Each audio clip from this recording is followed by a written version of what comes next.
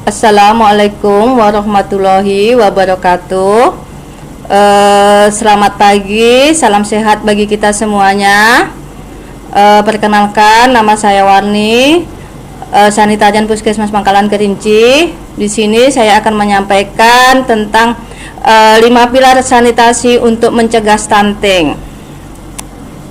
Stunting dan penyebabnya, ibu-ibu pasti sudah tahu semua mengenai stunting. Stunting itu sebuah masalah kurang gizi kronis yang disebabkan oleh kurangnya asupan gizi dalam waktu yang cukup lama. Hal ini menyebabkan adanya gangguan di masa yang akan datang, yakni mengalami kesulitan dalam mencapai perkembangan fisik dan kognitif yang optimal. Atau dengan kata lain, terganggunya pertumbuhan tinggi badan anak yang akan mempengaruhi penurunan kecerdasan anak. Salah satu penyebab stunting adalah adanya akses sanitasi yang buruk atau kurang memadai. Di sini saya akan memperkenalkan STBM yang berhubungan dengan stunting. STBM itu apa, Ibu? Yaitu sanitasi total berbasis masyarakat, di mana program ini adalah program pemerintah untuk pendekatan ke masyarakat untuk merubah perilaku higien dan sanitasi melalui pemberdayaan masyarakat dengan metode pemicuan. Yang dimana STBM ini outputnya yaitu untuk menurunkan kejadian penyakit diare dan penyakit berbasis lingkungan yang berkaitan dengan sanitasi dan perilaku, yang tujuannya untuk mempercepat pencegahan stunting dengan penyediaan akses sanitasi yang layak. STBM mempunyai 5 pilar, yaitu yang pertama, stop buang air besar sembarangan. Yang kedua, mengolah limbah cair rumah tangga dengan aman. Jadi limbah rumah tangga kita memang harus kita kelola dengan baik agar tidak mencemari air tanah. Kemudian yang ketiga, pengelolaan air minum dan makanan rumah tangga, yaitu air minum harus direbus. Air minum itu sumbernya harus betul-betul tidak tercemar. Kemudian makanan harus ditutup. Kemudian yang keempat, selalu cuci tangan pakai sabun. Apalagi kita dalam keadaan pandemi, kita harus membiasakan diri untuk cuci tangan pakai sabun dengan air yang mengalir.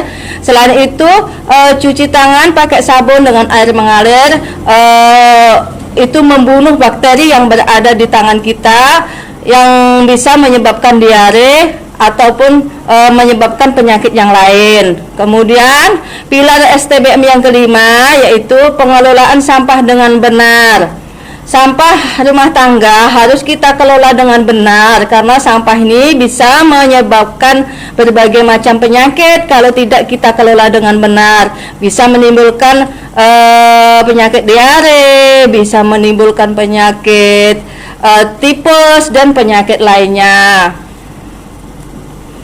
Ini dia hubungan sanitasi dengan gizi 1000 hari pertama kehidupan.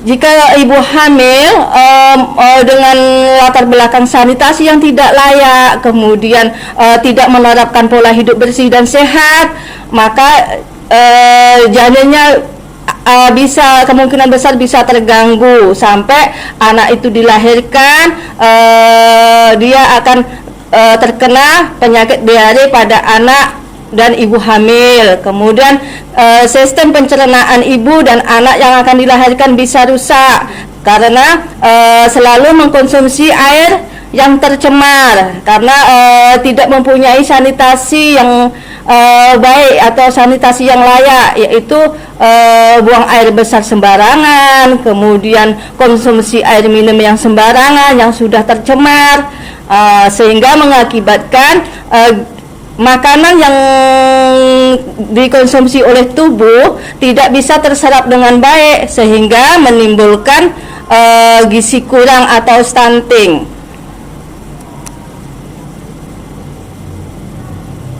Hubungan sanitasi dengan stunting, seperti yang kita jelaskan tadi, buang air sembarangan dapat berpengaruh pada asupan nutrisi yang tidak optimal. Kenapa demikian? Karena kalau buang air besar sembarangan, misalnya buang air besar di kebun, di sungai ataupun di parit, maka BAB kita itu akan menimbulkan penyakit, yaitu akan menimbulkan penyakit diare, kemudian mencemari air tanah, kemudian E. coli yang ada di bakteri E. coli yang ada di BAB kita itu akan dibawa oleh lalat ataupun akan mencemari air tanah sehingga menimbulkan suatu penyakit. Apalagi air tanah tersebut tidak dekat dengan sumber air bersih kita dan tidak kita kelola dengan baik, maka akan menimbulkan suatu penyakit. Kemudian ibu hamil atau anak pada periode emas pertumbuhan mengkonsumsi atau biasa mengkonsumsi dan membersihkan diri dengan air tanah yang tercemar kotoran manusia, seperti saya katakan di atas tadi, yaitu air sumurnya sudah tercemar dengan kotoran manusia, karena di kotoran manusia itu ada bakteri E. coli, maka akan terjadi risiko terkena stunting sangat besar.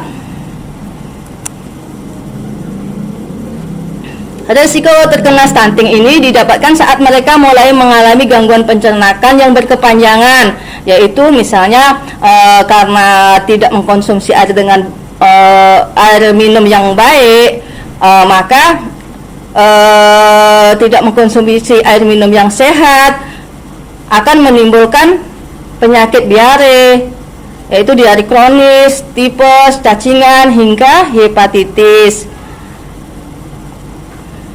Akibatnya anak bisa terkena stunting karena tubuh kehilangan nutrisi-nutrisi yang dibutuhkan, sehingga asupan gizinya tidak terpenuhi atau tidak terserap semua oleh tubuh si anak ataupun si ibu hamil. Sanitasi yang layak turunkan stunting.